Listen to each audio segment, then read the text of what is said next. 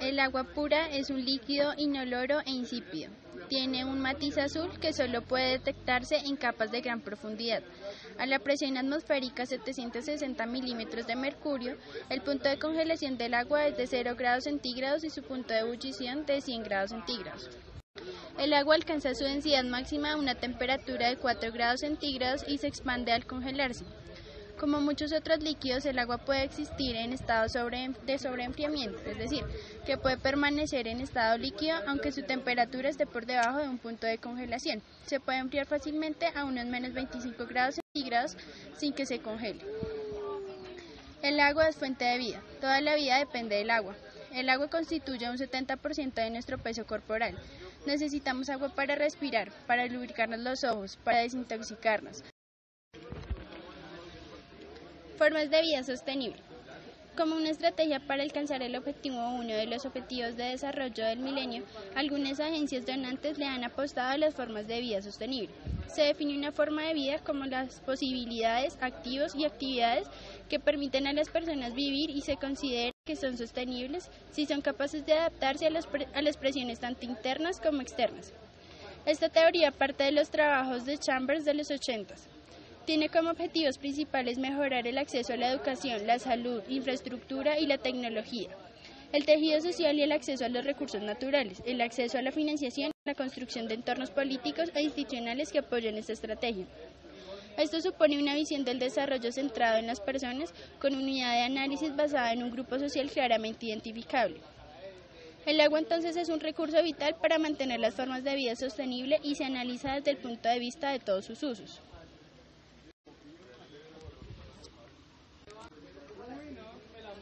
Producción limpia. La producción más limpia es uno de los enfoques que se propone para orientar el desarrollo hacia la sostenibilidad. Promueve no solo la reducción del impacto de las actividades humanas sobre el ambiente, sino también el mejoramiento del desempeño general de las actividades. El concepto fue introducido al mundo del desarrollo por la Oficina de Industria y Medio Ambiente del PNUMA, Programa de las Naciones Unidas para el Medio Ambiente en 1989. Su énfasis inicial fue hacia las actividades industriales, pero poco a poco se está aplicando en otros sectores como el del agua para mejorar su uso como materia prima de muchos procesos humanos. La producción más limpia describe un enfoque de medidas preventivas que llevan a mejoramientos de procesos tecnológicos y sobre todo a un cambio de actitud frente a la protección del ambiente.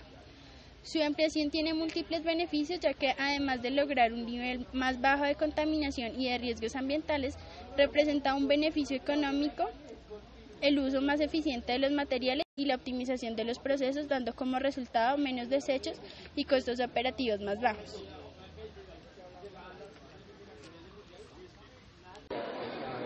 Usos múltiples del agua.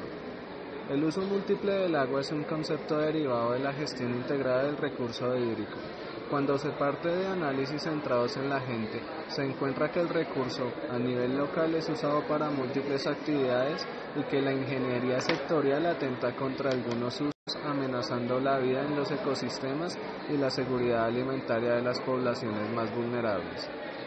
Existen casos documentados sobre las obras de ingeniería que limitan el flujo de los ecosistemas, como las represas que limitan la migración de los peces o las carreteras que cortan el flujo migratorio de algunos animales. En el caso de los acueductos, por ejemplo, se diseña para consumo humano y doméstico, exigiéndole al habitante rural que use menos agua que el urbano, lo cual, además de ser una forma de discriminación, atenta contra las actividades productivas a nivel del predio familiar. Estas actividades productivas de pequeña escala por lo general son llevadas a cabo por la mujer y disminuyen la vulnerabilidad de las familias más pobres, ya que contribuyen a frenar la llamada espiral del hambre en las familias con menos recursos económicos. Los estatutos de los acueductos prohíben el uso del agua en el predio familiar para actividades productivas, afectando las actividades de la mujer y las pequeñas industrias familiares. Los principales usos del agua son como fuente de energía, como consumo público, consumo doméstico, usos en la agricultura y uso industrial. Como fuente de energía se usa para producir energía eléctrica. Como consumo público están actividades de limpieza de calles fuentes públicas, riego de parques y jardines, piscinas, acuarios. Para consumo doméstico está actividades para la alimentación, higiene, lavado de ropa y utensilios, aseo de nuestra vivienda y lavado de auto. Para los usos en la agricultura se encuentra la alimentación del ganado, riego de los campos, limpieza de establos y otras innovaciones. Y para el uso Se espera que la ingeniería sea un instrumento para el mejoramiento de la calidad de vida del ser humano, sin deteriorar la calidad ambiental, siguiendo los lineamientos del desarrollo sostenible. Por esto, las concepciones sectoriales en la ingeniería deberán cambiar para acoger todos estos conceptos que se espera contribuyan a la equidad, la reducción de la pobreza y la protección de los recursos ambientales, entre ellos el agua. El primer cambio es el análisis integral de los problemas durante la fase de planeación de los proyectos. El análisis sectorizado y fraccionado que hacen los profesionales fue identificado como la causa principal del fracaso de los proyectos de agua y saneamiento en Colombia. Las comunidades tienen problemas integrales. El fraccionamiento es producto de un manejo sectorial que no tiene que ver con la realidad. Esto implica una mejor coordinación, no solo interinstitucional, sino intersectorial, con la participación de profesionales de diversas disciplinas. En este análisis se debe incluir específicamente la situación de los grupos más vulnerables, como las familias monoparentales encabezadas por mujeres y los ancianos sin protección familiar. En el caso de los proyectos de abastecimiento de agua y saneamiento, se deben incluir también los establecimientos educativos y los centros hospitalarios y de salud. En todos los casos, los ecosistemas locales deben ser identificados y establecidas sus relaciones con la problemática humana para que las soluciones no los afecten negativamente o lleguen a destruirlos. La participación de los usuarios en la etapa de selección de tecnología es un enorme desafío dada la arrogancia de la industria y la ingeniería. La principal limitación es el mito de que el ingeniero decide lo que es bueno para las comunidades. Esto requiere un cambio porque son realmente las comunidades las que saben lo que es bueno para ellas y son ellas las que en últimas administrarán, operarán y realizarán el mantenimiento de la infraestructura. El país está lleno de obras que no funcionan debido a que no son las autoridades de nivel local las que la administran y operan. Según el desaparecido Ministerio de Desarrollo, señaló que aproximadamente el 30% de las plantas de potabilización de agua en zonas urbanas no funcionaban de manera correcta. La pregunta ¿es esto un problema de la gente o es un problema de la ingeniería que se hace en el país? El mayor desafío se tiene cuando se plantea la participación de los usuarios en el diseño. En general, la mayoría de los ingenieros desconoce la forma de integrar los usuarios a las decisiones de diseño.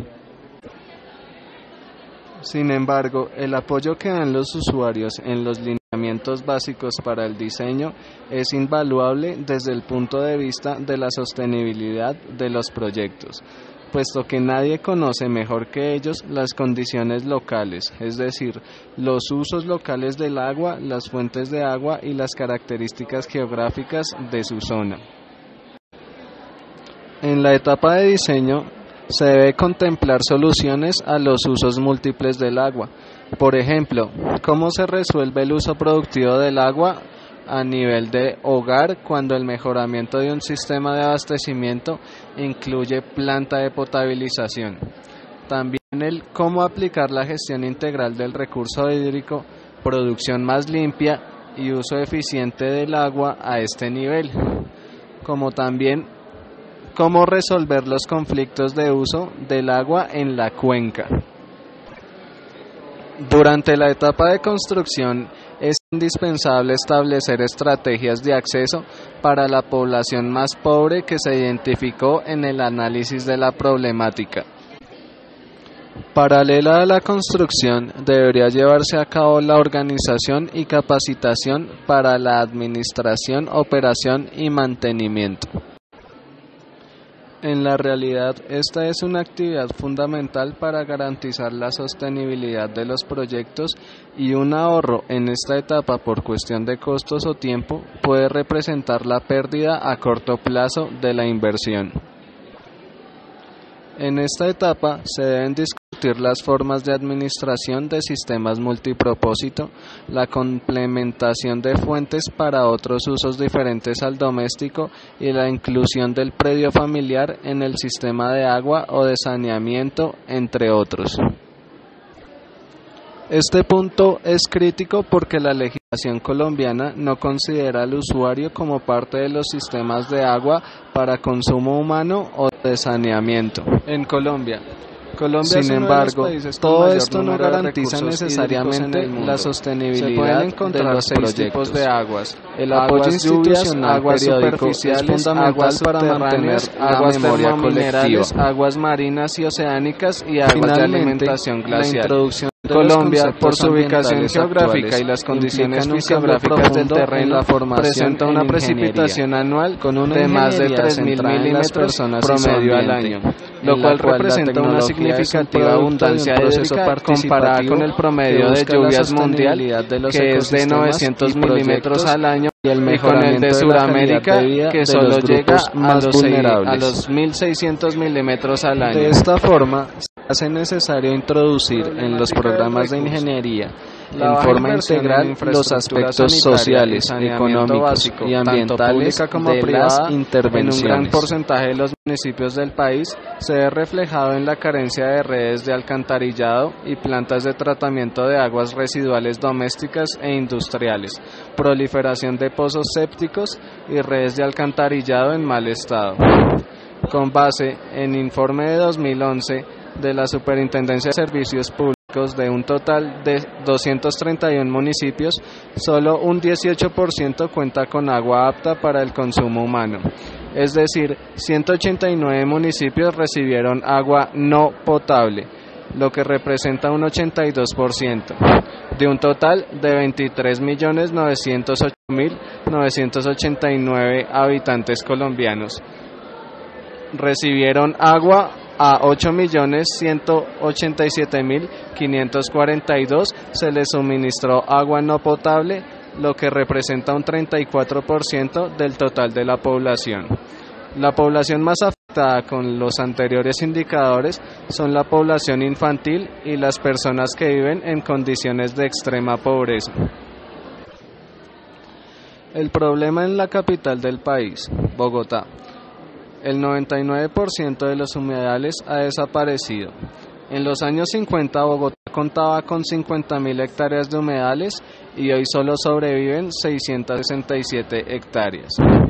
Entre los años 2000 a 2011, la Secretaría Distrital de Medio Ambiente ha invertido 7.268 millones y la empresa de acueducto y alcantarillado de Bogotá 47.039 millones para un total de 54.397 millones que a la fecha no ha reportado ningún balance positivo de recuperación de estos humedales. Nacional, según la Ley 73 de 1997, establece el programa para el uso y ahorro eficiente del agua.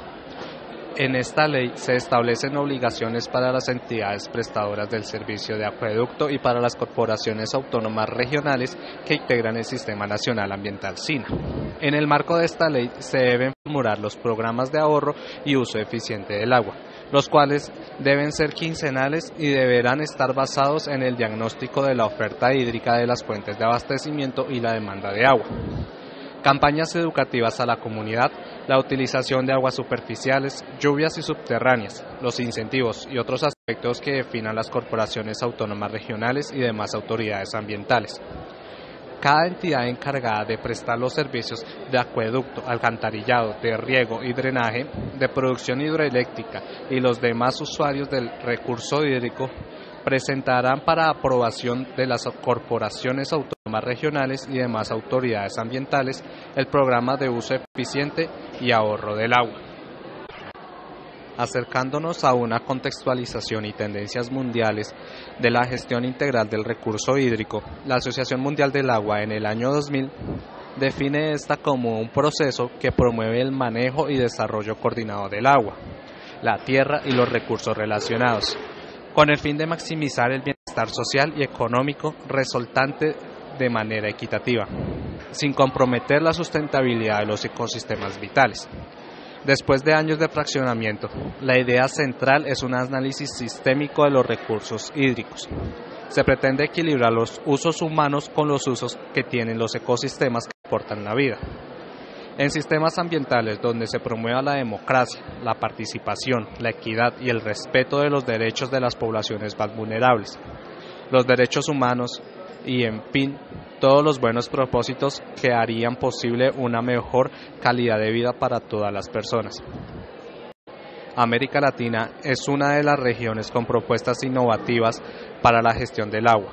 Sin embargo, paradójicamente es también una de las regiones donde el deterioro ambiental avanza con mayor rapidez. La realidad es que aún no se tiene idea sobre cómo aplicar realmente todos estos buenos propósitos a la gestión del agua. La primera consideración es la inclusión del ciclo antrópico en el ciclo del agua, pues se ha tratado el ciclo natural en forma separada y aún no se entiende completamente el papel de los ecosistemas y el papel del ser humano en este ciclo. El objetivo es mantener el agua tanto como dentro del ciclo antrópico para disminuir la presión sobre los ecosistemas. Un nuevo lenguaje entonces se está formulando. Por ejemplo, se habla ahora del mercado del agua virtual, como el agua necesaria para la producción de todo ciclo del producto, o del agua verde, como el agua que se encuentra en los primeros sedimentos del suelo y en las plantas, o el agua azul al agua superficial y subterránea, el agua blanca, la atmosférica, en la que poco aprovechamiento se hace en la región. Las implicaciones para la seguridad alimentaria y los mercados mundiales se están investigando actualmente. Lo segundo es el manejo integral del agua, como elemento vital que cruza todos los sectores. El problema del manejo sectorial sin coordinación es uno de los principales en América Latina. Esto ha conducido a una crisis de gobernabilidad del agua en la cual los arreglos institucionales formales no tienen correspondencia con los arreglos informales de la sociedad. Así, los arreglos formales institucionales tienen legalidad, pero no tienen legitimidad, y casi nunca es posible aplicarlos dado que son generalmente tomados de otros países o corresponden a presiones de agencias internacionales. Para terminar, y a manera de conclusión, los seres humanos pueden usar con relativa facilidad solamente una 10.000ª parte del agua existente en el planeta. América Latina cuenta con alrededor de 30.000 metros cúbicos de agua por habitante al año, que la sitúa como la segunda región del mundo con la mayor disponibilidad de este elemento después de Asia.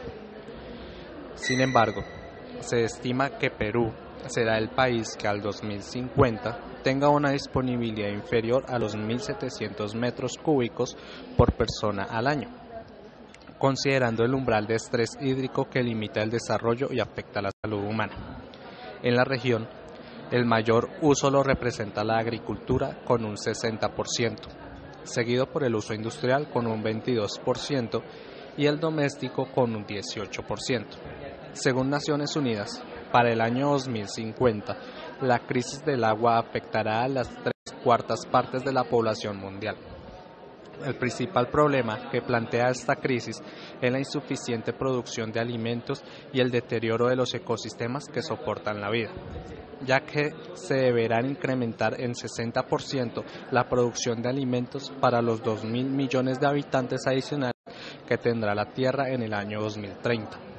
El Consejo Mundial del Agua estima que para el año 2020 alimentar la población mundial requerirá un 17% más de agua de la que hay disponible. Por otra parte, actualmente 1 de cada 5 personas no tiene acceso a un agua segura y 1 de cada 2 carece de medios adecuados para disponer sus excretas y aguas residuales. Además, El deterioro de las fuentes hídricas por la contaminación con desechos humanos e industriales impide el uso del agua y causa la muerte de más de 30.000 niños cada día. Una alarma adicional para el mundo científico es el efecto en la salud humana de cierto tipo de contaminantes, casi imposibles de remover una vez llegan al agua. Tal es el caso de los perturbadores endocrinos, que ya afectan la vida y reproducción animal, y de los cuales se desconoce su efecto en los humanos. Numerosas organizaciones internacionales y grupos académicos tienen nuevas propuestas para la gestión del agua. Se pretende impulsar la implementación de la gestión integrada de recursos hídricos como estrategia para enfrentar la crisis del agua.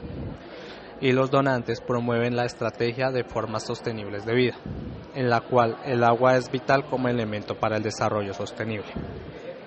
Son varios los enfoques que se proponen en lo que se ha denominado la Revolución Verde. Para respaldar las acciones que se requieren para enfrentar la crisis del agua, las Naciones Unidas declararon la década comprendida entre